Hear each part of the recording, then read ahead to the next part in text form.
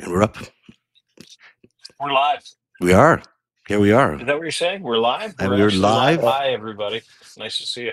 Go ahead, Zev. You go ahead and lead us off today. That'd Well, be let me great. just say that this is a very unusual and sad day that we're connecting here on Yes. this very special report, and we're doing it via this different software because we want to be able to bring other voices in. So this might not be the usual setup that you're used to here on Substack, but it is an Well, important let me just. way for us to do this, to bring a wider variety of voices in, and to be able to look at the video and to be able to understand the events that happened today with the visuals, with the visual way. Yeah, now I'm hearing myself come back at me. Let me just figure out what that is, and in a second. Yeah, Um, thanks, Zev. Appreciate it. While you're figuring Uh, that out, Am one of the I, things that am I frozen? I look frozen over there. no, no, you look great. You Oh, look great. I got oh, you okay. live here. I got you live here. Might just be on your end, but Lev, something struck me today. We're talking obviously about Charlie Kirk's murder, assassination at the hands of a gunman today at Utah University.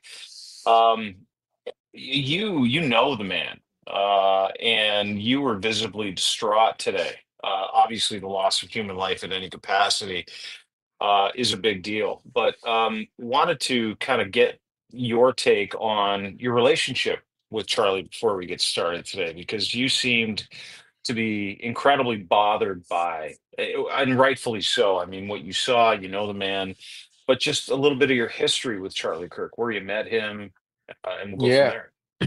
sure. So first of all, seeing anybody, get, I guess, executed or assassinated and seeing what transpired, because of politics is, just a disgusting place that we've reached as a country that, and as a society and what we're dealing with. So it's something that really got to me, but also got to me not only because I know Charlie, but also because I have my own son that's like Charlie, that's out there, Mm. doing the same thing out there, speaking and giving, his political and reporting the news and basically putting his life on the line as we could see every day. So, as a father, it got to me really, to see that we don't have, free speech anymore. It's you have to Mm. watch what you say. The division that our country has reached. It's just it reached a boiling point.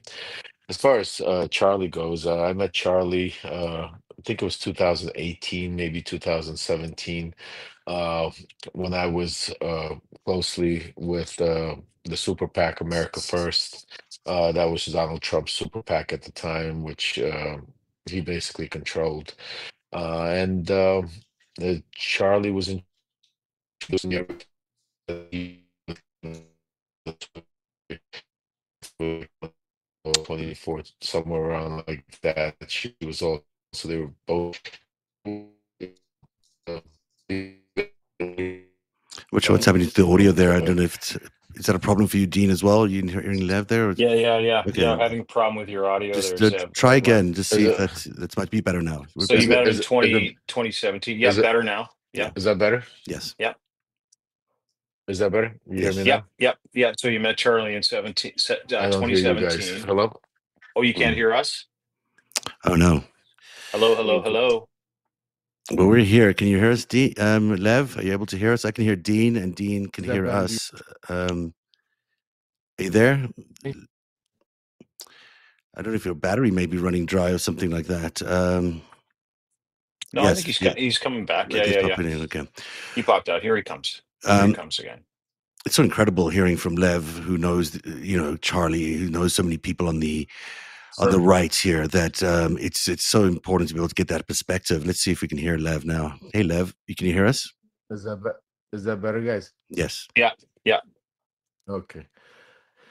Yeah, so I met Charlie, I think it was around 2018, maybe late 2017. He was introduced to me at the time when I was involved with the Super PAC America First, which was basically Donald Trump's Super PAC at the time. And they were, I think Charlie was 24, 25 at the time. And they were going to be the leadership for the generation for the Gen Z. I'm sorry, my daughter's just going to sleep, so I apologize for that.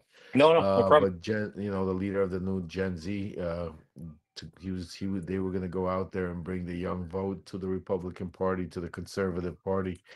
And I was, pretty close with them at the time because my own son Aaron was, I think Aaron was 17 at the time, maybe I think 17, 18 at the time, just starting George Washington Law School. And I was excited because I was part of the cult, one of the leaders of that cult. And I was excited. And I was trying to have Aaron actually join the Charlie and Candace in their movement to spread the conservative message.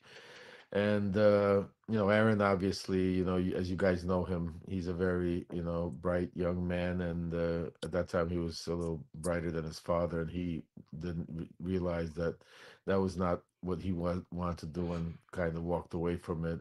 We even, I remember arguing over it because I thought that that was a great opportunity for him to go college campuses, being at his young age, law school, aligned with Charlie Kirk. But thank God Aaron didn't go because, and is now uh, on the good side, as we call it.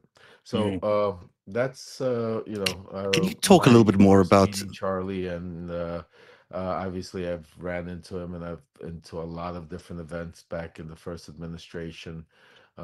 So from all I could tell you about him, he was different than the others. I mean, his ideas were very, maybe white nationalist, and he's very, or religious, Christian oriented, religious, and maybe, me and him probably didn't agree in a lot of things, especially now. But he was one of those guys that was different than the rest of the MAGA, where they would attack you personally and try to go after you. He tried to debate you. He would go out, and I always gave him props for that because he would be one of those guys that try to debate you skillfully, factually. And I think that's why he had such a popularity with the young voters, and that's why he was able to bring such a big, that young voter crowd to Trump. Can you tell us a little bit more about that whole Candace Owens, Charlie Kirk sort of combination? That they really were this very new thing for the right wing. They hadn't had an outreach to the younger generation, and here were these two superstars, or superstars in the making, who were able to actually reach an audience inside the right wing. And it was a very powerful movement, basically Donald Trump's youth movement. Um, Tell us a little bit more about that advent, and it was incredible that Aaron was asked to be part of that, and its impact has been quite great. Oh, we keep losing him. I Yeah, don't know. he'll pop in again. He'll Yeah, pop in again. Yeah, yeah, yeah, yeah. you Yeah, know, because he's got Lev's son. Just so everybody understands, Lev's son runs a Substack account, one of the biggest on Substack, called the Parnas Perspective. yeah.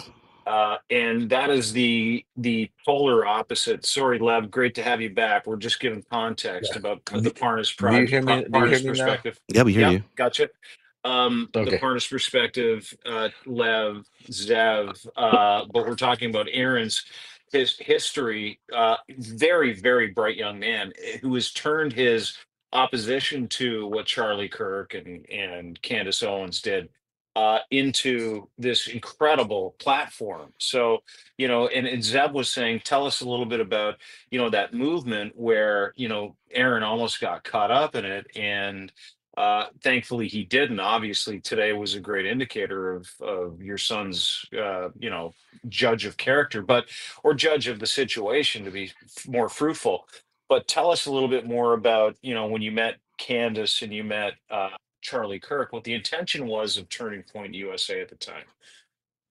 Well, you got to remember also, very importantly, my mindset at the time, when I met Charlie, when I met Candace, I was hardcore, MAGA. This was like maybe 2 years into it, around 2018, once Trump, and this is when we were gearing up for the midterms and gearing up for 2020. This was like, at that time. And one of the biggest things, I remember when we were getting together in certain conversations back then, Brad Pascal would, Mm. who was leading the Trump digital team. technology Trump digital team. Yes, thank you, Zev. Brad would come in and say, we need to target the young vote. That's where we need to go after the young vote. And Charlie started Turning Point before that. This was, I think, when he was maybe 4 or 5 years prior to that already. He started Turning Point USA, and he was out there as a young kid, around 18, 19 years old, going out doing it. So he was already a young and up and rising star in the GOP movement. And uh, the reason why I was able to be around him and get to is because America First, the super PAC, there was several different lots of super PACs, but America First, the one that I donated the $1 million to, and the one that I ended up going to prison over, was literally Donald Trump's super PAC. It was his, Don Jr. was in it. You had Tommy Hicks at the time, who later became the co-chair of the GOP, Roy Bailey, who was Giuliani's partner, and stuff like that. So it was basically, even though you had the super PAC had to have, distance between, the president, the candidate, whoever you want to call it. This was a little bit differently. This was known that once you belong there. So this super PAC is what took, excuse me, took Charlie and Candace and brought them in and started this, giving them the funding and the power and the backing, basically to go out there and start spreading, getting colleges, getting the young vote, and start getting them more on the GOP and the conservative side. We should catch. So let me ask Sorry. you. Sorry, let me ask you a question Yeah. then. If the America First Super PAC, which you were involved with, funded Charlie, did you, at some point in time, when you get to know the young man and you're starting to understand what he's all about, was he a true believer in MAGA, or was he playing a role for MAGA? Like, that's No. the question I have watching some of today's festivities. Yeah, no, Charlie was a true believer. Charlie was, also very religious, a true believer in his religion, and that's what gave him that hardcore, mega belief. And yeah, no, he was a definitely true believer, hardcore, in that, what's it called, America First, Yeah. platform. Yeah, so he wasn't, because this is kind of one of the things that a lot of people don't understand about MAGA is you have abusers of MAGA, and then you've got true believers in MAGA, right? Like you really do. And some of the true believers are some of the best foot soldiers for MAGA. And Charlie Kirk, whether you agree with him or not, had maybe the biggest footprint Mhm. of the youth movement when it came to conservatism in the United States of America. He was more influential than people like us in our vintage. We're all in our Everything, yeah. early 50s to be able to sway the minds, the hearts of young men and women at over 3,500 campuses across the United States. Just to give you some perspective about the influence of Charlie Kirk, right, Lev? Oh my God. Yeah, no, I mean, I don't know the numbers. We'd have to look him up, but I mean, there's tremendous amount of chapters. I mean, listen, I mean, at the end of the day, Charlie Kirk was one of those guys that you want to have on your side. I mean, he was a true believer. He did the right way. He wouldn't insult you. He'd come out there, debate you with facts. He was persistent in what he wanted to do, and you might like him, you might hate him, but he definitely did not deserve anywhere near what has transpired today. I mean, he has two young kids, a young wife, and I think the take from this whole thing is where we are as a country today, as where as a society today, is how divided we are, and it doesn't matter if you're on the right or on the left, if you're in the middle. It doesn't matter what you believe in. You should not be scared to be able to talk what you want to talk about. I mean, you Mhm. should not be able to scare, especially if you're not out there, spewing hate and racial divide and stuff like that. But to be able to get assassinated or killed or threatened, and sometimes we forget, but I get death threats all the time, and my son gets death threats all the time, and we've gotten like used to living with it because of the society and the world we live in, and we just it's like it is, and then today becomes some kind of an awakening where you're thinking to yourself, like, any one of those death threats, or, like right now, I'm talking to a lot of people behind the scenes to start doing a road trip to go out there, start doing town halls, talking about, it's just speaking truth to power, bringing, trying to get voters over, the other side. I mean, now, I mean, how do you do that? Like, it's scary. I mean, I got, 6 kids at home. I got a wife, a responsibility, and with the environment the way it's, it's a scary situation to watch. It's a realization today that, here you got a 31-year-old, young man, that basically his whole life got wiped out because somebody didn't believe in, whatever politics he was involved with, or didn't agree with what he was saying. And and, And and Mm. that's crazy. that is terrifying, and of course, this is intended to suppress free speech. I mean, these kinds of events are intended to do exactly what they will do. They're designed to chill free speech. So, it's difficult, of course, to have the courage to do that. But when you can go out and face these attacks on free speech, the better off we all are, because ultimately we can't be defeated by it. We can't have the freedom and truth be defeated by events like this. It's just not. We can't let the bad guys win, quite literally. But just to catch everyone up today, we have the assassination, or what seems to be a political assassination, of Charlie Kirk, 31 years old, the founder of Turning Point, the youth movement that was so responsible for MAGA's growth and for Donald Trump's election. There was also earlier on a arrest of a person who was considered a person of interest. That person has subsequently been released. So right now, the gunman is still potentially on the loose. I mean, we haven't got that Yeah, there's particular. no custody. Not in custody. I mean, they certainly are saying, according to Kash Patel recently, that the person was released after being questioned by authorities. So, this person, we don't know if there has another person in custody, but the original person that they had previously thought was the person of interest is no longer there. Now, there is intriguing video out this evening of people spotting this potential shooter on the roof of an adjoining building or an overlooking building on the campus. I'm going to show you that video. This isn't disturbing, except that it's the thing that happens just before the shooting. So let's take a look at it together and get our assessment of what was shot at clearly at the campus today. Getting right up. Yeah. You think he'd already be in place? You would think that. So there's somebody on the roof right there? Just saying? Huh.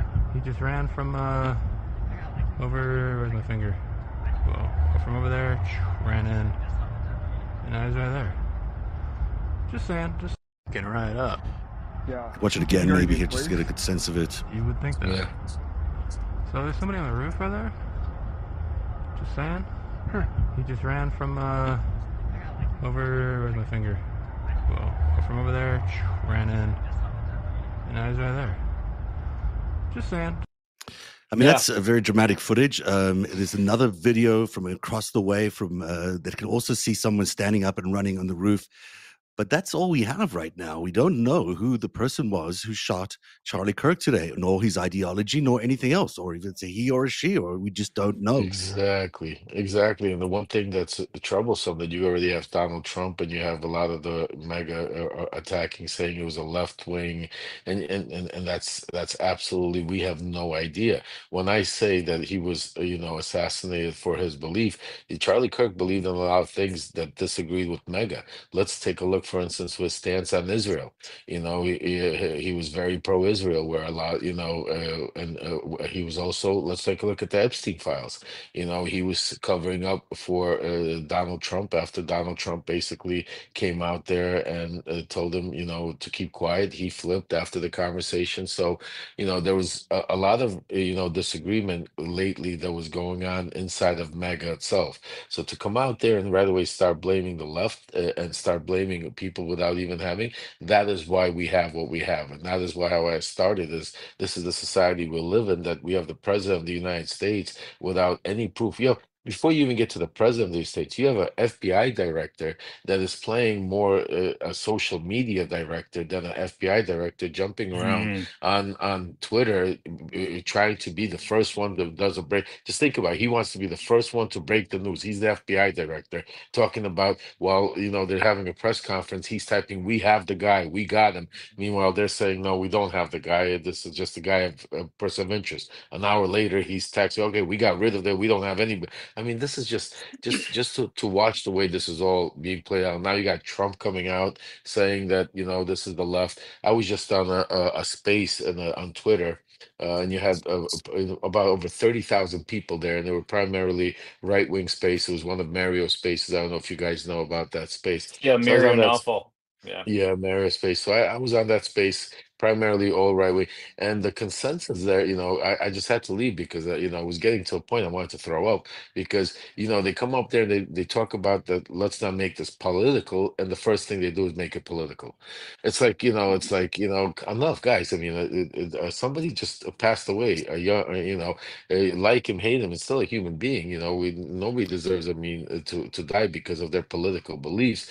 But to go right away and politicize it and say, "Oh, it was the left," it's because of the way the left keeps talking around, and they right away bring it back to the assassination attempt of Donald Trump.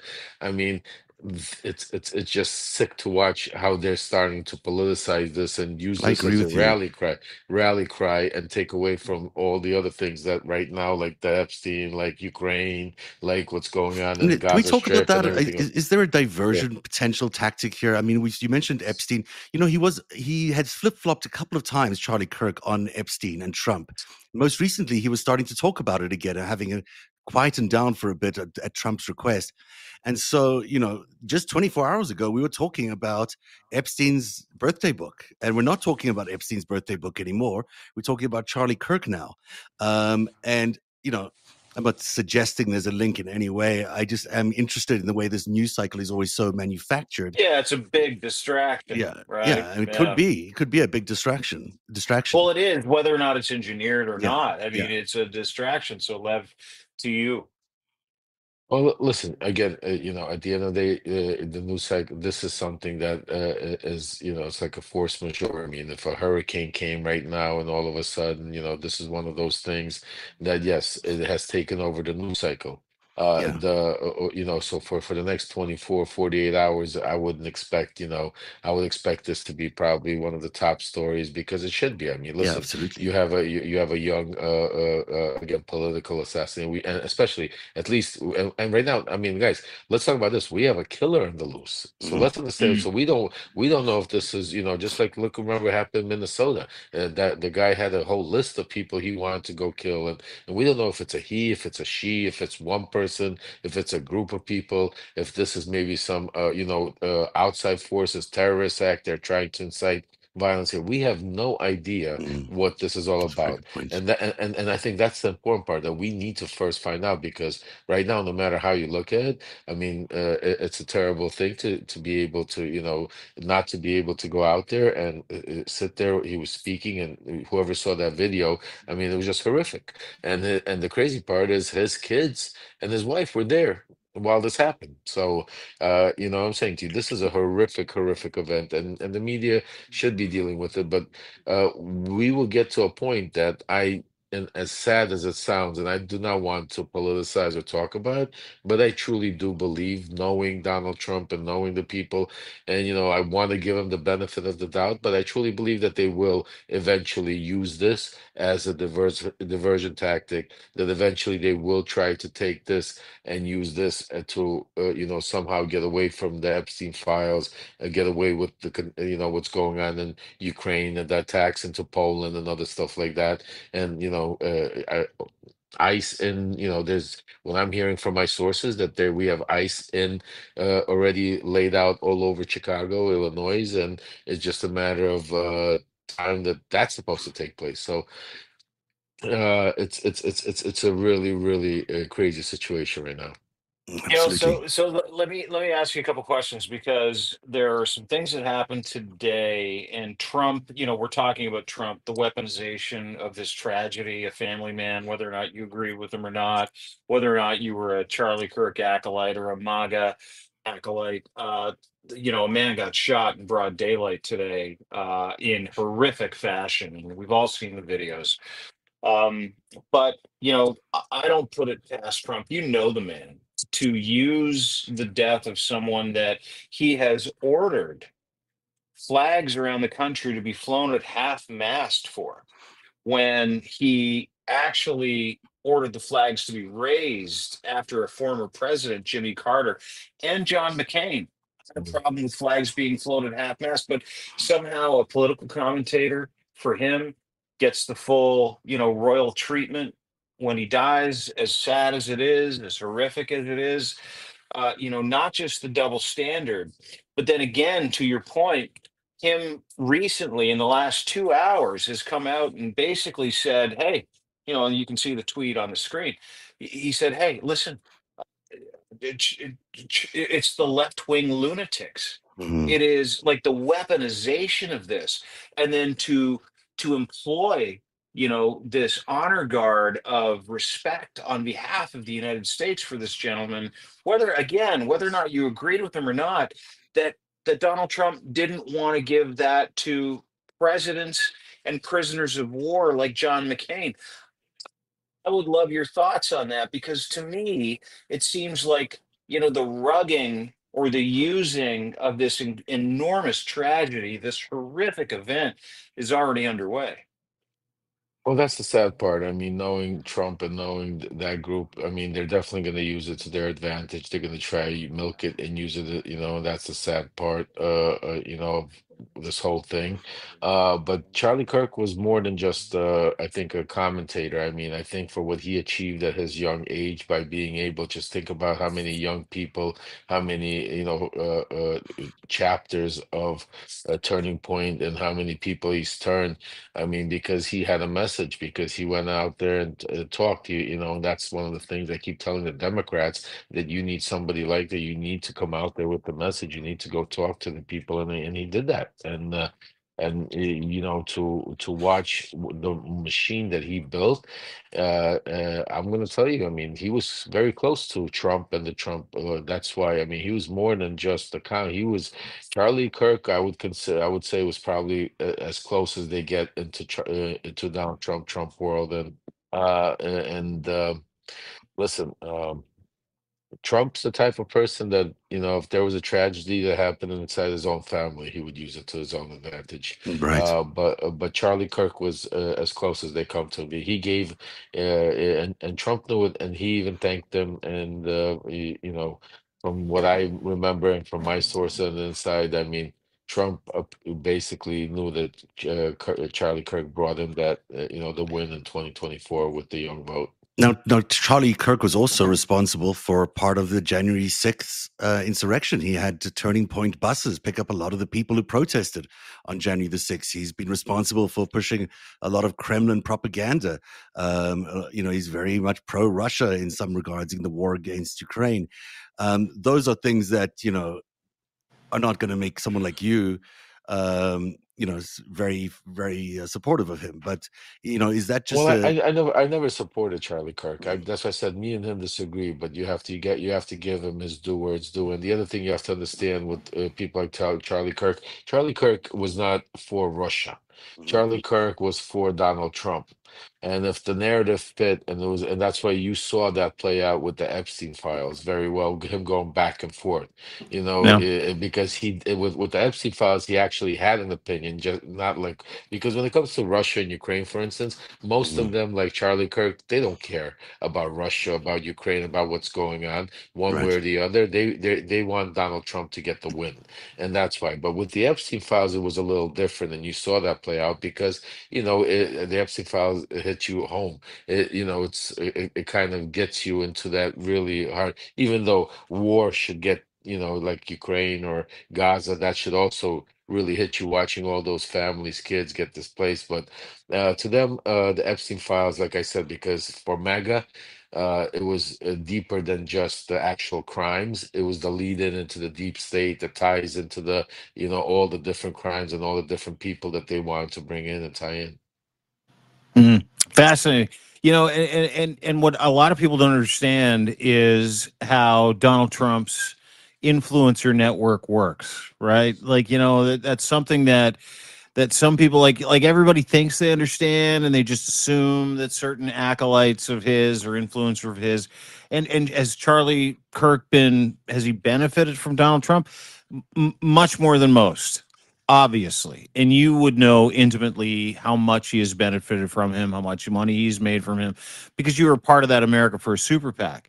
But I don't think people realize, in a moment like this, that a guy like Charlie Kirk, his political and ideological and religious beliefs brought him to Donald Trump. But more importantly, Donald Trump needed a guy like him and needs people like him. Because to your point, without Charlie Kirk, without Turning Point USA, without the enormous collegiate footprint that Charlie Kirk created as a man in his 20s, which is like, you know, hard to imagine. I'm not giving him credit for being like a visionary when it comes to ideology. I'm giving him credit when it comes to strategy. Yep, Is that 100%. is that a guy like Charlie Kirk was more important to Donald Trump than Donald Trump was to Charlie Kirk, if I'm not mistaken. Oh, 100%. But the interesting part that you need to understand, it wasn't Donald Trump that found Charlie Kirk. It wasn't Donald Trump that had this idea of I'm going to have, Candace and Charlie go do this and bring the young vote. And it was part of that Russell Vought, Stephen Miller Project 2025, the Federalist Society. It was going back then of part of this group of transforming and this country into what we're seeing today. And it was them going out there and bringing in Brad Pascal and all that.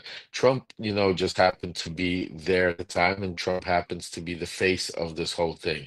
He's the loudmouth. He's the guy that will go out there and say the things that nobody will expect or want to say. He'll diverse. But in the meantime, and that's why he's so great for them, because while he's diversifying, taking the attention away from what's really going on, they're able to actually execute and do all of these things that we're seeing that is destroying our country, from defying the courts to putting these drastic immigration rights, trying to push these tariffs, and so on and so on. Mm. So tell me a couple, because I'm fascinated by your relationship with Charlie Kirk, but I'm more fascinated by how important he was to the ecosystem of MAGA, right? Like what have you, obviously you've talked to some people in the know today. You obviously knew Charlie Kirk, but what is MAGA? What is the White House saying about what happened today? And are they in a mode? Are they, is this a vibe for them where they're like, oh my God, we have an ability to turn this guy into a martyr? Or are they mourning the loss of Charlie Kirk? What are you hearing from your sources today? A lot of mourning going on. Like I said, I think later on he will be turned into a martyr later on, once the mourning's over, once they once life goes on. It's like I remember when my father passed away, when that happens, when my mother died, you think that's the end, life stops, but eventually life goes on. The mourning stops, and then you start moving on, and knowing them that eventually they will use it to their advantage, and they'll try to use it to whatever they can, especially, like I said, depending on what reasoning and who the killer was, and what reasoning was it and how it happened. That also has a lot to do with the way this thing turns. If this happens to be some far left wing individual, you might start seeing, National Guard all over the country, Trump using it as something, really radical. If it's not, and that's why, this right now, like I said, I mean, we're talking about,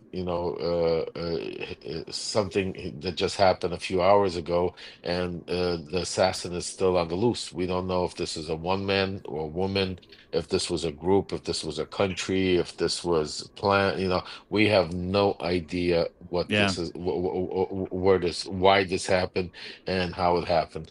But from what I'm hearing right now, lots of more, a lot of people are shook. I mean, and not just I think in MAGA. I think just in general. I think people are shook in that world that are out there fighting. Political, speaking truth to power, because you gotta understand, not everybody is corrupted. Mm, A lot of people on the other side truly believe what they're saying, mm, because just like, when you're in a cult and you get, cultized by somebody like a Donald Trump, and and you believe what you're doing. So, is it right or wrong? I mean, that's up for us to, as a society, to understand after it's done. But a lot of them are not coming up with these ideas or thinking. They are told, they believe their senators, they believe their congressmen, they believe the Fox television reporters, they believe what they're doing, they believe what they're saying. So, you have to keep that in, take that into consideration. So, but right now, a lot of mourning, a lot of, people it's just, sad to see, a young life go away, that, you know, and it doesn't matter who it is. absolutely. He was a father. He had two kids. He was an American. He Yeah. was an American.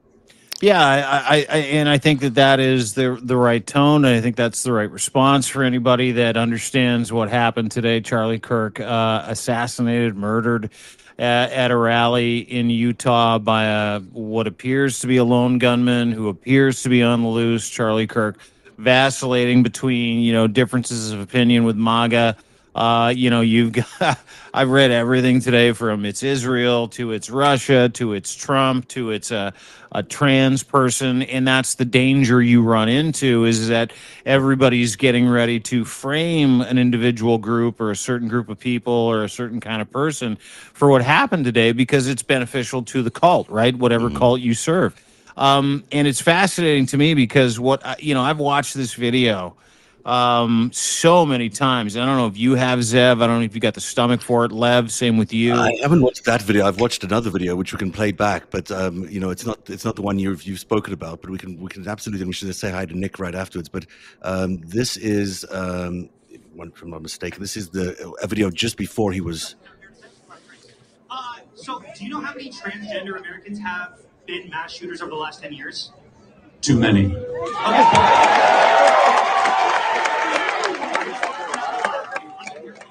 It's five. Okay, now five is a lot, right? I'm going to give you some credit. Do you know how many mass shooters there have been in America over the last 10 years? Counting or not counting gang violence? Great.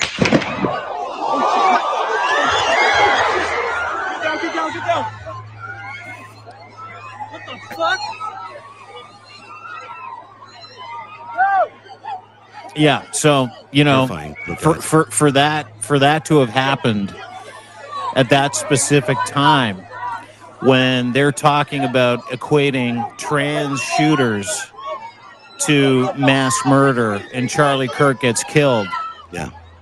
shot in the neck, which was like, and I've talked to a couple of people recently. It was this perfect shot that went, through what appeared to be the right side of his neck all the way to the left side of his neck, as he's talking about trans shooters. And the answer to that question about how many mass shooters there have been in the past 10 years, it's 5,700. To rebut that question, just for fact's sake, because I love facts, the amount of trans people that have committed crimes is 3 out of 5,700, maybe 4. Yeah. So, it is.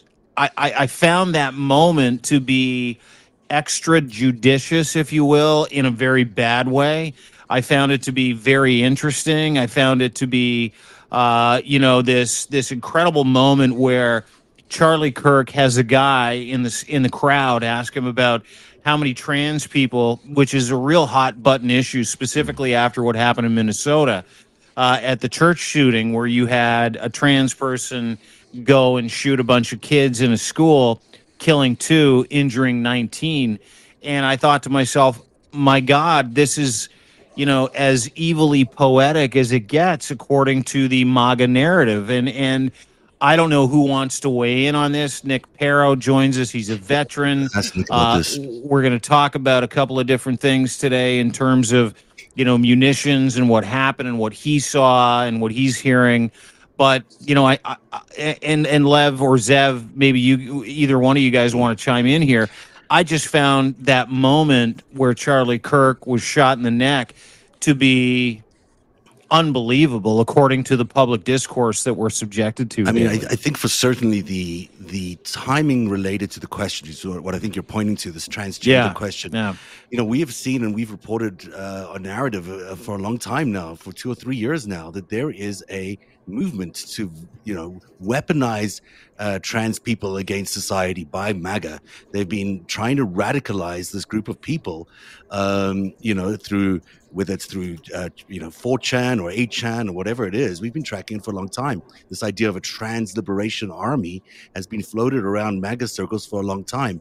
So now to see these shootings show up with trans people suddenly picking up guns, which they had never done before in this way, obviously, and then going ahead and doing these school shootings and these mass shootings, and that begins to raise a question whether there's something operational here, something deeply like a psychological warfare operation going on to radicalize some people, or to to create this very violent movement, which is traditionally not been a very violent movement. And we've not seen over the many opportunities that trans people or other people have had a chance to rise up. They've not exactly been violent in nature. Maybe they've been protesting at Stonewall or whatever, but it's not been the kind of movement to pick up weapons. And yet here we are, with them trying to frame that. But they've never also experienced somebody like Donald Trump that's trying to take away every single right they fought for since the inception. They've never had really that many rights. It's only in recent years that they've had the rights. So, but just think about it. You just recently get it, and you get a guy like Donald Trump trying to take away everything. But I agree with you, Zev, 100% when it comes to, the narrative. Just think about this. Literally a day or two ago, or maybe within the past few days, Donald Trump, and I want to ask Nick the next question is, came out and said that he was considering banning trans people from even being able to have a gun license to own guns. I mean, he was floating that idea in MAGA. And the other thing is that, that this shot was done, which I'm assuming, I'm not a military guy and I'm not a weapons expert, but from the distance that they're talking about, this had to be again like either an AK or some kind of powered weapon, right? This wasn't like a regular handgun that somebody took out from across the football field and hit him in the neck. Nick. Yeah, Love. Thanks for that question, Dean Zev. Also, thanks for bringing me on tonight. Yeah, you're welcome. Really appreciate it. And for that, the easy answer is yeah. It was either a high-powered rifle or it was some sort of bolt-action rifle, some sort of single-shot weapon that is medium high-powered capacity. Like it's not a 50 cal round that hit him. It was mid-range 200 yard shot. So 520 feet. That's more likely. It was a weapon that could be easily assembled and disassembled because the person got away. I listened to Malcolm Nance's reporting on it too, and I trust his opinion quite a bit, is that it's somebody who would have been able to assemble and disassemble a weapon quickly, would have been a premeditated event or type of action. So in his estimation, it does fit and I would agree, it does fit it would legally fit the definition of terrorism, because it's meant to incite terror to a group of people outside of the victim. And it's certainly doing that for a lot of people. So is this an easy shot? Is this an easy shot for the average shooter? I mean, is this like it seems like a long distance away, 520 feet. But on the other hand, if you're a good shooter, maybe it's not so complicated to shoot that distance. Relatively speaking, to someone's skill set, is this someone who's qualified to do this? Yeah, I mean, I could make that shot. Most folks who are trained in a weapon could make that shot. And if that person was actually was a professional of some sort or was practiced in a weapon, is it was a shot meant to kill. It was a single shot. There was no follow-up shots. There was no secondary, like, extra shooting into the crowd. There was nothing meant to hurt anyone other than Charlie Yeah, Kirk. that's a great point, Nick, and that's something that's I think that should be right now a prime for the FBI, because obviously it was Charlie Kirk that was targeted. There was no other shots. This was not no other people. That was one shot, one person, and then the guy got away. It's still incredible to see the way he was able to get away, or he or she or whoever that person was. Yeah. As Zev is showing, people seeing them on the roof, with there was heavy security. This was at a college. It was at a college campus. Am I correct? Right? This was a Yeah, college Utah campus. Valley, Yeah. Utah Yeah. State University. So there should be cameras all over the place. Right now, I mean, so I can't imagine that they don't know So who this do you know how person many at least looks transgender like at the time.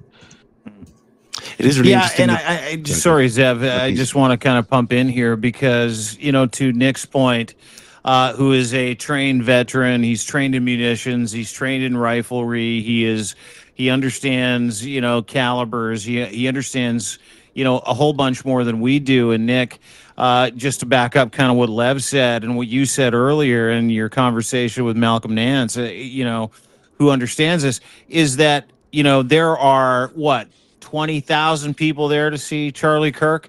Charlie Kirk was the only person to get shot. Charlie Kirk was the Yeah. only person to die. There was no spraying of munitions. There was no, this was not a mass shooting. This had nothing to do with trying to take out as many people as you want. This was a highly targeted, visually stunning place to take someone out for mass effect, right?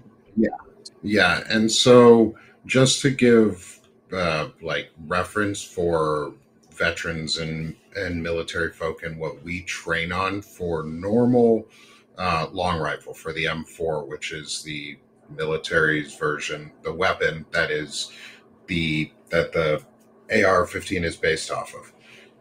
The long range end of our qualifications is 300 meters or 328 yards. So that's the long range, and I'm looking at this in feet. So what are we at in terms of feet? Sorry. No. Do your quick math. So Yeah.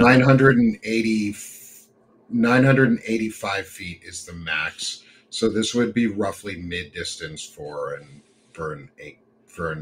AR-15. So this would require. Is this farther? I'm sorry. Was this farther than the Butler shooting or the Trump assassination attempt? What was I it? think it's a little further than that. If I remember correctly, the Butler shooting was even closer. Wasn't that even? I don't know. It felt like it was even closer. I have to double check. Because the shooting for Butler was 400 to 500 feet, roughly the same. Okay. So this would be. So this is actually the mid-range portion of like an arms training for, like if you go to the qualification course for your primary weapon, which is your M4, this is the middle range, and you're meant to be able to hit this with iron sights, like no scope on it. So Yeah, if you have a scope on there with any sort of zoom on there, you could hit him in the neck without an issue like this. These weapons are meant to aim and shoot very, very precisely. So let me ask you a question, Nick.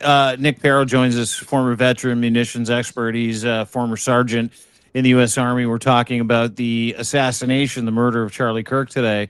I've watched the video, got to be 150 times. And I don't understand exit wounds, but I do understand, the moment of impact a little bit because I did a little research today. When you see the exit wound and you see, the horrific bleeding that happens after that, from that distance to hit that target, does that not kind of up the ante according to the kind of individual that would have the qualifications to be able to do that? Um, no, not really, because these weapons are meant to be easy to shoot. They're meant to, anyone can pick up an AR-15 and learn to shoot it in 20 minutes and be like on target most times. That said, that's for like a chest body shot. If this person was aiming, and I'm not the person who was shooting, I don't know what they were aiming for. My aim wouldn't be for the neck. That's not typically, at least where I would assume to aim at. And because it's a very easy spot to miss, like it's a very small target on a body. Like you're trained, which makes the shot more as a- impressive, right? Like, which Well, no, it either means they're a really bad shot at mid range and they just were really lucky, or they purposely, or it was a impressive shot and they were meaning to shoot in the neck. Yeah. If it was a rifle with a scope on it, like a real, like a bolt action or a long rifle, like a 243 or a 30-06, not a 30-06, because the exit wound would be way bigger. That would have decimated Charlie Kirk on the spot in a much more vivid and violent way. I'm surprised he didn't. To be honest, I'm just shocked he didn't die immediately. If he didn't, I'm surprised that they waited so long to call it, because those wounds you don't really recover from. They waited for Well, Trump to it's release interesting. the statement, I think, actually. Yeah, So, I think so. But interesting, Dean, actually, I mean, when this happened, for those of you that are watching, I mean, it actually happened because I was doing live with Brian Krasenstein when he broke the story. Before, I didn't even believe what he was saying. We were talking about something else, and then right afterwards, we got on with Dean and Zev, and Dean is the one that, broke to us that passed away, because we were watching it live happen. The media still, like literally 30 minutes later after Dean and his sources said it. So yeah, between Brian Crescency and Dean, you guys broke the whole thing. what's really interesting to me here, and good work, Dean, on that. The interesting thing here for me is that he's gotten away. I mean, it's one thing being a precision shooter; it's another thing escaping law enforcement for this long. This is a major manhunt that's underway for this guy, and he is, or girl, or whatever it is, and it's evaded any arrest up until this point is quite remarkable. I don't think I can think of a shooting in the recent past that's taken this long to apprehend the person responsible. It's really disturbing. Except for what I think happened, and again, I always hope I'm wrong, but unfortunately, I think these bumbling fools took somebody into custody thinking they had the gunman, Right. they had the shooter, Yeah. and they basically stopped, went in full force, and then when they realized it's gone, but by this time now they're going looking at video surveillance camera and trying to backtrack to find the person. Yeah, and to that point, they arrested a middle-aged man, bald, and let him go a few hours after realizing that they got the wrong guy. And then I read a later report that there were 6 police officers for 10,000 students. 6 police officers on scene. Yeah, that's really all they had, and some security personnel for Charlie Kirk. But there wasn't that's his own personnel that he travels with all the time. So not enough people. And no metal detectors or things like that for. There were no metal detectors at the event. No, I don't think so. No. I don't think they No, had. because that's that whole thing, that even Trump used to try to not have metal detectors at the rally. Sometimes it's that Second Amendment push that they try to push, that it's okay. They want you to be able to carry, and it's just a sad situation that that the gun rights, where most of America, listen, it's not about owning or having, it's the point of making sure it doesn't get into the hands of the wrong people. So, listen so let me. to? No, Sorry. hang on. Just Yeah, just sure, give me a sure, sure. minute. Absolutely. I need Sorry, to sorry. kind of. No. Don't worry. Don't apologize. Because one of the conversations that is happening right now, and we're talking about the tragedy. We're talking about the loss of life. We're talking about loss of a father, loss of a son. We're kind of trying to disseminate and try and figure these things out. But the other side of this is that Charlie Kirk was a fierce Second Amendment advocate to the point where, back in 2023, he was on a panel, and I've got a post coming out tomorrow that kind of challenges. There you go. That sort of challenges the idea that Charlie Kirk went out the way he kind of maybe wanted to go out, which was, he had said previously, many times, guns make people safer. Guns are good. People are bad. The left is bad. The guns in the hands of the left are bad. And then he also said, effectively, yeah, a couple people might die, yeah, because we're a gun society, but those deaths justify the idea that we're allowed to own guns and protect ourselves. So, quote, it's worth it. Like, he literally said that. And so you're seeing two different reactions for people. Journalistically, we're trying to, go through this. And obviously, there are some tense moments we're trying to calm down in terms of, the journalistic response that we're trying to give to this.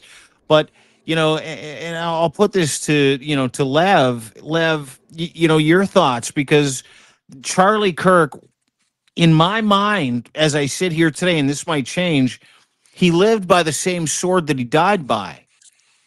Oh, absolutely. Absolutely, Dean. Listen, I'm not going to sugarcoat and say Charlie Kirk, I agree with what he stood for, or that he was some kind of great guy, and that, his ideology was garbage. I mean, this was a guy that, really, and that's why I'm saying to you, like, at the end of the day, we don't, there's a lot of different reasons why somebody might have wanted to kill him because of a lot of different ways he approached his ideology.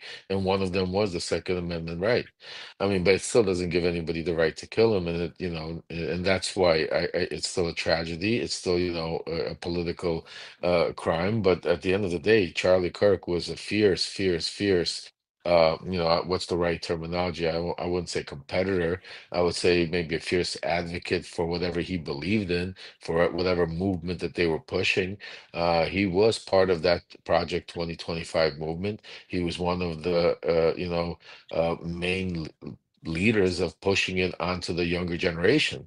So, when you put up a quote like that where Charlie says, the gun deaths are unfortunate, but it's worth keeping. It's the same thing when you got guys out there that are losing tens of millions of dollars because of Trump, but they say, I'm happy to lose the money as long as Trump is still president. Sorry It's to that, interrupt you here, but can I just yeah. jump into MSNBC's coverage here, just because I've got an eyewitness speaking? I think it could be interesting. Let's do it. Continuing live Let's coverage by Maybe just former stopped federal a second ago. prosecutor Oh, Andrew well, bad Weissman timing there. and Sorry, I apologize. MSNBC I Justice thought I would catch them, correspondent but Ken Delaney. Ken, what is apologies. the latest So they just in had the an eyewitness on investigation describing the as no of this hour? barriers and how easy it was to Well, gain Lawrence, the access latest to is a the campus. So I puzzling thought that was series of interesting. social media posts I from the also wanted to FBI pay some director attention to the who governor. And I know we announced just stopped that with great conversation we were having fanfare before. about But 3 the hours Governor ago Cox that the of subject, that's the Utah term had he quite a used, stirring message, involved in the shooting of Charlie which I Kirk, think was worth had been listening to. captured. I just want to And jump in, he Dean. Is thanked anything you local want law to Let's do it. enforcement. Yes. Now, Our nation is broken. We've had political assassinations recently in Minnesota. We had an attempted assassination on the governor of Pennsylvania. And we had an attempted assassination on a presidential candidate and former president of the United States, and now current president of the United States. Nothing I say can unite us as a country. Nothing I can say right now can fix what is broken. Nothing I can say can bring back Charlie Kirk. Our hearts are broken. We mourn with his wife, his children, his family, his friends. We mourn as a nation. If anyone in the sound of my voice celebrated even a little bit at the news of this shooting, I would beg you to look in the mirror and to see if you can find a better angel in there somewhere. Governor Spencer Cox of Utah, they're talking about the broken nation that we're all referring to. And I was struck by how common that feeling was on both the left and the right. I mean, this is a Republican who obviously feels the same way as Democrats across the country are feeling today about how broken and polarized our country is and how broken the system seems to be to handle even our most basic democracy. I thought that was a kind of a stirring message that that resonated with any American. I don't think anyone would have disagreed with what he said. Yeah, and let me just kind of posit that, incredible statement, and you're right, by the governor of Utah. With, he is referring to the environment, in my estimation, Lev. He's talking about the environment that has been created by one Donald J. Trump. Yeah, Is he not? And do we not yeah. place this right at his fucking feet? Oh, 100%. I mean, as I said, I mean, I just took a look. They were just putting one of his quotes up on the screen as I watched scrolling through the different channels, watching the different news breaking, the reporting on this, and he's already calling Charlie a martyr. He's already calling him a martyr. He's already using it as in his rhetoric and his hate speech. Mark my words. I mean, I wouldn't give him more than 24 hours that he doesn't come out and blame the Democrats all about this and turn this into a rally cry to, basically do away completely with it in his mega world with the Epstein files. Yeah. Because knowing Donald Trump, I mean, this is going to be his next step. He's already calling him a martyr. He's already, what's it called? And the fact that they don't have the shooter is even more scarier, because now it allows them to portray a narrative, whatever narrative they want to do, and no control. They have the pulpit with the FBI and the DOJ. This is a really, really, really effed up situation. Yeah. Well, and listen, there's going to be a time, and it'll probably be tomorrow, and we're kind of leaning into it now. Is who created this environment for political assassinations? We saw a couple of lawmakers in Minnesota get shot to death in their homes by a QAnon freak who was a Trump MAGA acolyte, like fucking radicalized lunatic. We saw what happened today with this gentleman that got shot, Charlie Kirk, shot in the neck. It was one of the worst things in the world. And somehow it always comes back to it being the Democrats' fault. And the interesting part is I'm seeing the outpouring of support for Charlie Kirk, his family, his children, from everybody, all sides. And I watched Donald Trump on Air Force One, Lev. Like, I literally watched him after those two lawmakers got assassinated in their homes, because that's what it was. They were assassinations. Assassinated in their homes through a door, or of a cop that pretended he was a cop. Is this fucking QAnon guy that walked in, Yeah. shot these people, and Donald Trump's like, why would I fucking care? I hate Tim He Walz. didn't. Why would I care? And the double standard here tells me a bigger story that truly needs to be ferreted the fuck out, because we're in an environment that has wholly been created, a vacuum, a silo that has wholly been created by literally one man and his cult. And he can sit there and go, well, it's the Democrats, it's the left, it's the radical left, it's trans people. But that's the op, right? That's the op. Yeah. Well, And just think of, go, yeah, okay, okay. no, go ahead. No, please. No, no, I mean, you're 100% right. And when we talk about, political violence, and we talk about blaming the Democrats, that never happened before until Donald Trump came into into politics. Yes, have we had political assassinations? Yes, we had John F. Kennedy, we had Robert Kennedy, we had, Reagan. We've had that, because there's always, you have that crazy nut out there that doesn't agree with something happened, just like you have movie stars being targeted, and celebrities, that happens. But the environment that we live in, the division that we live in for the past, I'd say 8, 9 years since Donald Trump has come into the to the scene, the division that we have lived in that I was part of, that we caused in the first term and to the first 4 years. I lived it. I saw it. I was part of it. I was part of that rhetoric that Donald Trump blamed the Democrat. He learned that from Roy Cohen. Blame, blame, blame. Never take. I mean, Zev knows very well. Zev investigated this. I mean, this is where he gets it. Just think about since when was it always the Democrats' fault? Since Donald Trump came into office, starting in 2015, 16, ever since that, it's always been, no matter what, everything wrong is the Democrats' fault. Everything good is the Donald Trump. Not even the Republican. It's Donald Trump. Donald Trump is the fixer. The Democrats are bad. And it's been, and this is all. That's the same narrative that he keeps pushing. And that's why right now, nothing's going to change.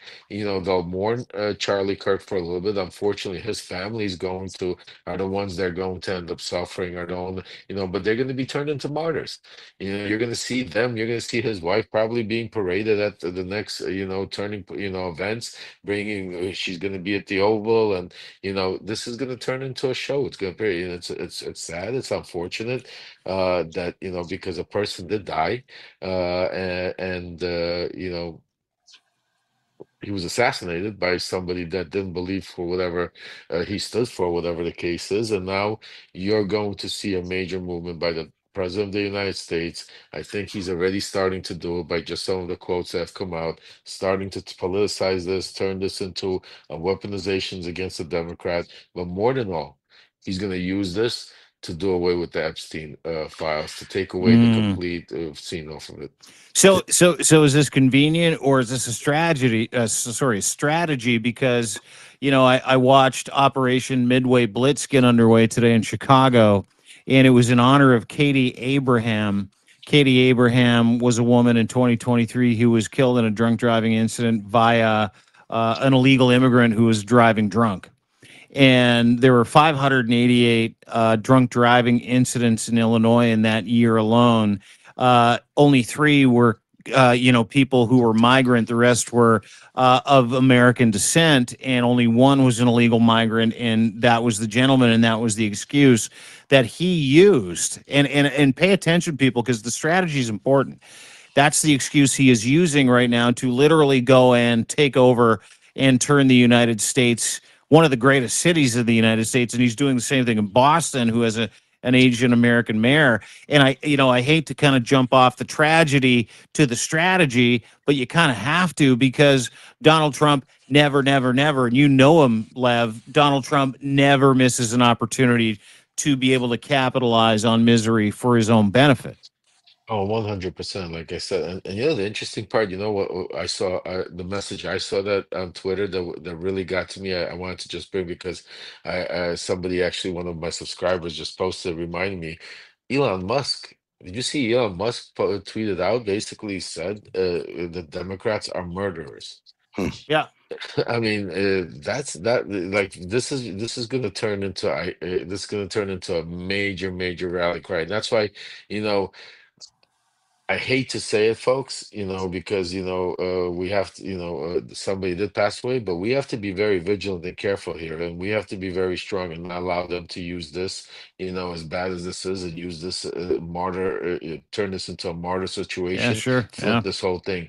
We need to make sure that, because there was thousands of victims with the Epstein file. There's, these survivors, as we're standing there at Capitol Hill, Donald Trump still hasn't allowed them to come into the Oval to look at them and hear them, because he can't even face them. So, I mean, these are all tragedies, and these are all have to be considered. So, yes, let's give the time that's needed to mourn.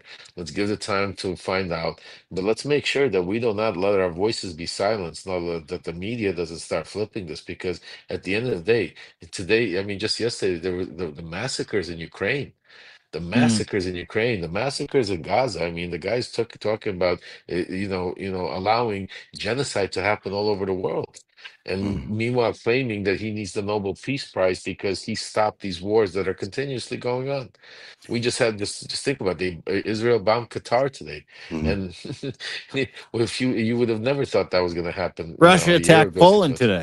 Yeah, Russia attacked Poland today. Thank you. Exactly, Russia attacked Poland. This and narrative, Charlie Kirk got assassinated. I mean, this is the world we live in. This narrative building that's been, firstly, the Democrats have been calling in the whole day today. Democrats have been calling about peace and unity and condemning the murder, condemning violence, the people who are ratcheting up the tension and the volume on the retribution is coming from the right, is coming from the Republicans. It's not the left-leaning Democrats who are out there saying, this is, good for Charlie Kirk's death or anything like that. They've been incredibly compassionate and very supportive of Charlie, even though there were such odds with these policies, or were with these policies. But this narrative building thing is so important. This is an information war. It's a narrative war as much as it's anything else. It's about convincing Americans that this one side of truth, or whatever they call their version of events, is the right side, and that everything we've known up until now has been the wrong side. I mean, it really is as simple as, turning the truth into lies and lies into truth. So they will start immediately turning the Charlie Kirk assassination into an operation to build a narrative, as you say, Lev, of martyrdom. It may even be that Charlie was at odds with the White House over Epstein at the end here. It may even be that that's the truth, but that won't be what Charlie will be remembered for. And in fact, the martyrdom piece of it, and his right-wing sort of Christian beliefs is what's going to land up emerging as these pivotal, memory point to what people remember him. But this is designed to do two things, as you point out: just to build a martyrdom narrative, and then to wipe away any attention that is being given to the Epstein files. I'm very sure that's one of the things that they're thinking about right now, and how to amplify the story. And hence the half-mast till Sunday at 6 p.m. It's a long time for flags to be at half-mast. For someone that has never served a day in government and never done anything for fucking humanity. He's a podcaster. He might lay him in state. He might have actually bring him to the White House. I mean, I'm hearing. I mean, they're going to turn this. No, Trump is going to milk this, and they're already. I mean, some of the right wing spaces and what the versions that they're talking about is that the Democrats couldn't kill Trump. They missed assassinating Trump, but they killed Charlie. So this is already, it's like that. It's like the QAnon, that the Clintons drank blood, and the pedophilia, the deep state, that now they're the ones that are covering up. Now this is the same that is being right now, played out in a lot of the hardcore MAGA world, is that they tried to kill Trump, couldn't kill Trump, and they finally got to and kill Charlie. It's the Democrats, it's the trans world, it's everything that's bad, that they envision that's bad, and they want to blame, is being put into this narrative right now. Yeah, it's the radicalization of that perspective, right? Sorry, I didn't mean to interrupt you, Nick. Go ahead. No, it's all right. It's all the demonization bullshit. It's othering. They're taking any empathy that we have for each other, and they're trying to tear it apart by saying, oh, like the only people that I've spoken or like commented back to today after all of this are the people who are telling me, oh, it's too late, or we need to like shoot at people, or he got what he was coming to him.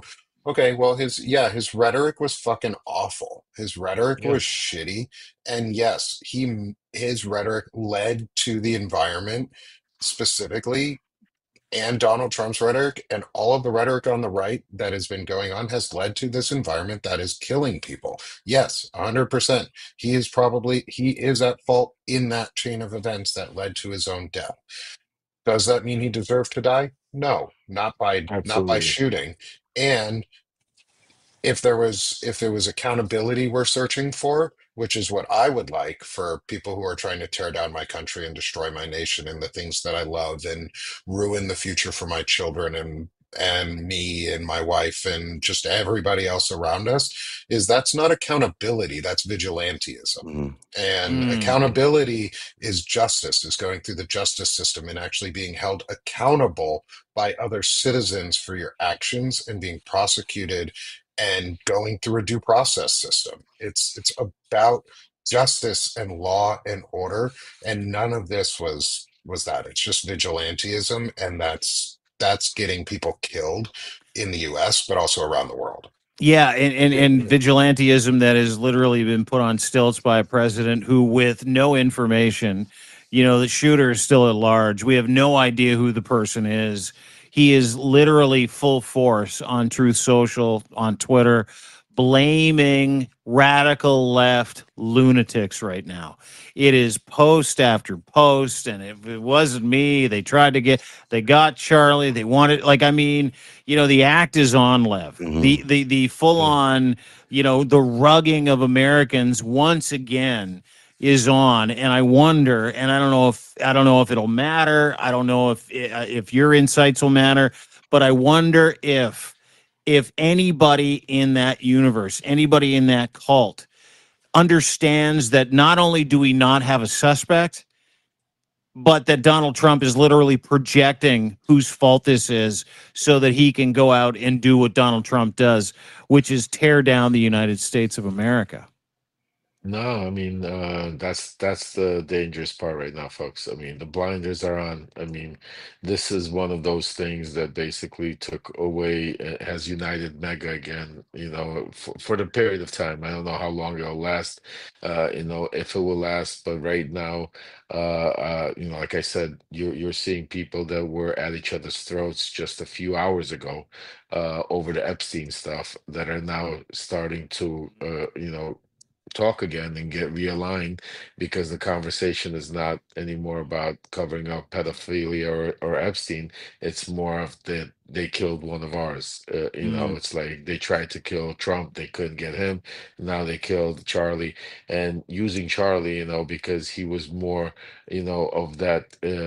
Even though his rhetoric was very bad, he was liked very much inside of MAGA and the Republican group, because of his outreach to the young, to being able to bring that young vote in, and being able to get them, so the conservative vote into these colleges. So he was one of those people that is right now, his death is uniting, and that's why Trump's using it. That's why you're starting to see the rhetoric come out, and I think, that's why, it's till Sunday half mass. They're gonna milk it. I mean, So what's the he's play, gonna. Lev? What's the play for Democrats here? Because what they need to be doing is showing, almost as much unity around the condemning Charlie Kirk. They need to be stepping out even further ahead than Donald Trump in some ways. But what would you do? What would you advise Democrats, as I know you do on many occasions, to do here in order to ensure that this narrative that Donald Trump is trying to build doesn't take hold, because he's doing it right now.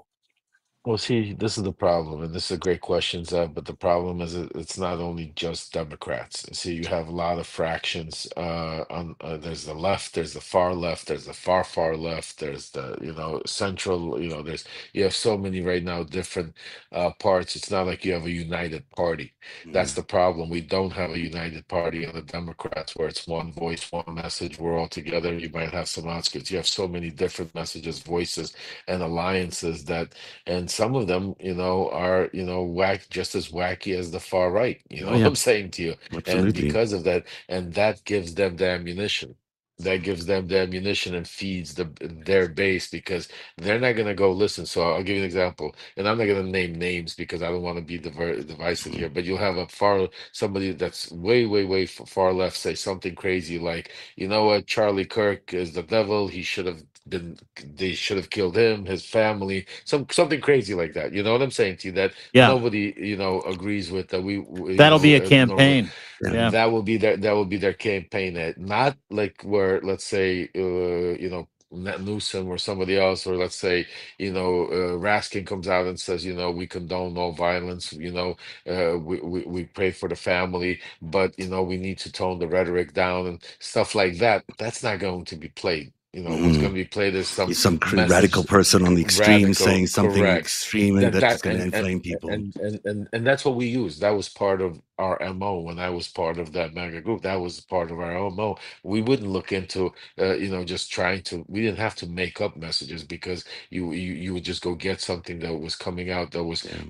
far, far, far left, that didn't align with the party message that the party itself was against, and then they would just, like, think about they're doing in New York right now, yeah, with Mandami. I mean, Mm. it's obviously the party doesn't agree with them, but for Trump and for them, this is a gold mine, Yeah. because they're dividing the party even more. You know what I'm saying to you? So, my message, it's difficult because they need to align. My biggest message to the party is they need to learn to how to control the news cycle. Yeah. They need to stop being defensive and stop being on the defense constantly and trying to respond to Donald Trump's attacks.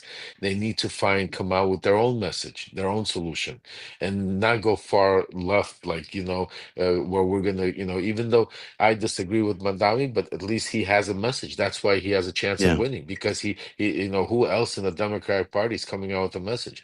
With all due respect, Gavin Newsom, you guys might love him because he's coming out and trolling and fighting Trump, but that's not a message of how he's going to cure crime. It's Hmm. not a message of how he's going to cure, economics. It's not a message of how he's Affordability. going Yeah. Yeah. affordability. So nobody's coming out with the actual message, like, to beat Trump at his own game. And that's what I said to them. I said, Trump says, Chicago, you have crime. He wants to bring in the National Guard. Try to figure out, beat him at his own game. Come out with a message. Come out with an idea. Come out with a game plan where you're going to go try. Don't come out and say, we don't have no crime.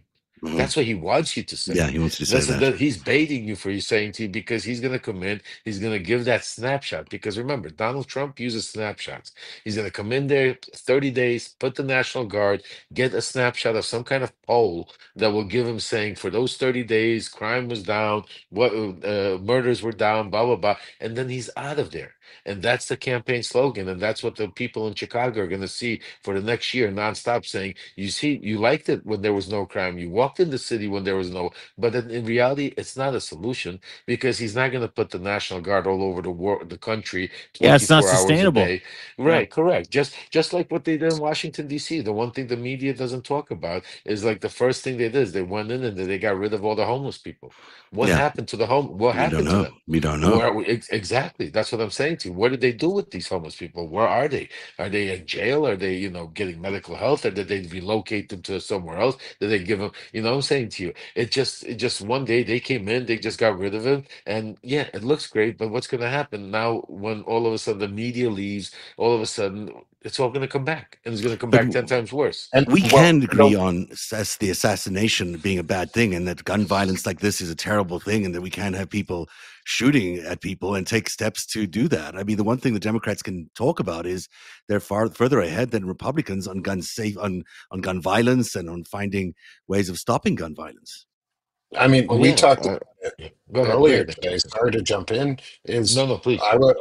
I was on with the rest, some of the guys from Banner and Backbone, some of the other team that I had there, and we were talking about it's something that everybody's uniting about, or has united about, in general, is that there needs to be gun reform in this country of some sort. And Absolutely. I propose we figure out how to write the legislation for the Charlie Kirk gun reform bill, and not and put it out there. And so Mm. that, and I already just did, but somebody needs to write that legislation, because that will Mhm. galvanize all of it. And somebody asked, why do that? Why name it after Charlie Kirk? Because if it fucking gets somebody's attention, and it grabs the attention of people who Mhm. otherwise wouldn't listen, good. That's what they do. That's what Trump does. That's what, It's a I great mean, he's a idea. shock job. That's a great idea, Nick. I mean, It is a good I idea. gotta say to you, that is a great, super idea. And if there's any, I mean, we should right now, we got thousands of people following. Flood those phone gates. Call your congressmen, senators, write the letters. That's a great idea. Let's put together a bill. Let's put Charlie Kirk on it, and let's put together a bill there that for gun safety. Because again, we're not trying to do away with guns. I mean, Nick's a military No. guy, No. there's there's a right way and a wrong way. We all, to be able, just like anything else. And it all goes back to from gun safety to immigration, just like to, controlling crime. We all agree on these subjects. It's the way Donald Trump tries to exploit it, use Yeah. it, lie to you, and the solution that he brings is so radical, is so hardcore, that it's not a solution. It only makes it even worse, and that's why we are where we are today. I Yeah. really Yeah, And I love mean, that. he he's, turns Yeah. every solution into an operation. Donald Trump mhm. turns every tragedy into an opportunity. And what Nick is talking about, which Lev is co-signing and Zev has too, which I totally agree with, which is, let's put our fucking money where our mouth is. Let's, advocate for change and make Charlie Kirk, the vanguard of that change, make his name the vanguard of that change. Because, we're in Canada, owning a gun is a privilege. We if you fuck up and you've got a gun, you're never allowed to own a gun again, like ever. There's 20 million guns in Canada. There's 35.5 million people here, almost 40 now, and we don't have the same issues you have, and we've seen it before, time and time again. And listen, is bringing gun or a buyback program, is that legitimate in the United States? No, there's fucking probably 600 million guns in a country of 370 million people. So no, that's not going to work. Well, but why not? Nobody's ever fucking tried No it. one's Why tried it. not? Yeah, good point. Why Yeah, not? Yeah, Like and worked I in think people are Australia. To asking your for point, money. yeah. People need help. Like you got 100 fucking guns at home. Go sell all your guns back to the government and get some money Hmm. and feed your fucking family for the rest of the 4 years. Like you'll thank Donald Trump for doing it. And no, I'm not advocating for like what Hitler did and what the Nazis did, where they disarmed their civilian population. No. I want people to have weaponry and be able to protect themselves. And I have the ability to have rifles. Like I want to have go hunting. I like hunting.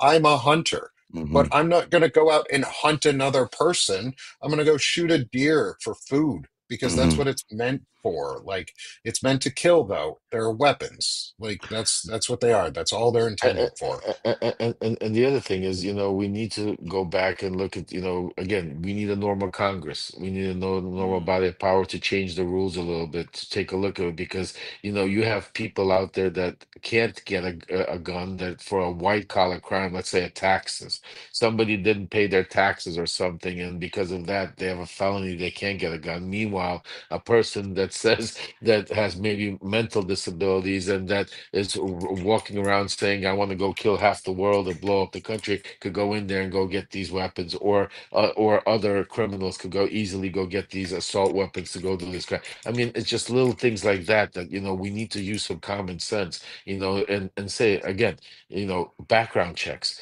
mental background checks, all of these things. It's not saying to take away the Second Amendment. None of us are talking away to take away the second, and that is the key. That I think the message, and I'm not saying that's the message today, but that should be one of the major messages that Democratic leadership should be working on. They should be right now spending tons of money on getting that right message out there, using this situation, getting those PR. There's plenty of powerful PR firms that could come up with a powerful message that will use this. Like, just look at, we're sitting here with great idea. Nick came up here with using the Charlie Kirk, bill, putting it around it, going out there and hit them where it hurts, so before they could even get there. That's what I'm talking about. This is exactly right. Coming up with our message, and taking over the news cycle, taking over the message, and going on the offense. Let them go defend it. What are they gonna say? No, we don't agree with the charge. Let's disintegrate his name or something. You know Yeah. what I'm saying to you? Put them on the spot. Yeah, and It's really like why we emphasize. Go ahead, Eric, Nick. Sorry, it's like why we go to No Kings rallies Mm. with American flags and why you only show up with the American flag at your No Kings rally. What are they going to do? Be like, oh, a bunch of Americans are walking around with American flags. We should go hurt and shoot them. Yeah, No, that sends a really fucking bad message for your regime. That makes you look like a monster yeah. if you then go out and attack a bunch of Americans, especially a bunch of veterans who are going out and going, hey, look, I'm waving my flag. I'm wearing my hat. I'm wearing my shirt. Come shoot me. See what fucking happens. Like, Mm. galvanize around issues that are meaningful. And we all know gun reform is a key issue. And Yep, people on the right talk about it. People on the left talk about it.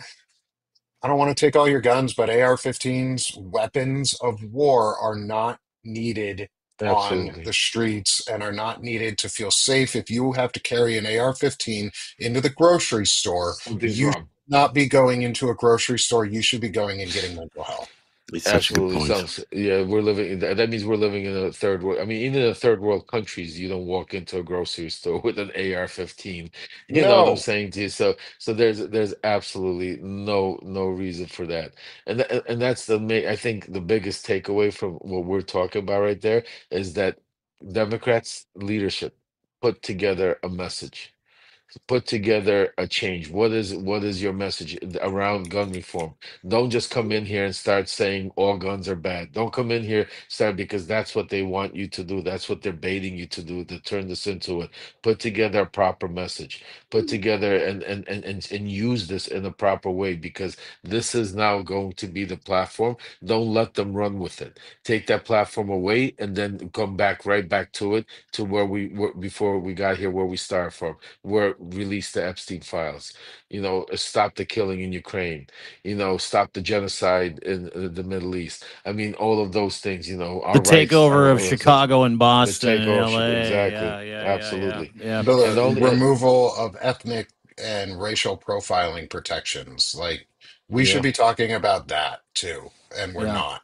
Well, we're not, because, we saw some horrific shit today. And, I'm sure that we will ferret out other conversations from this point in regards to the death of Charlie Kirk. I'm sure that, we're going to watch the increased rhetoric from the White House and Donald Trump.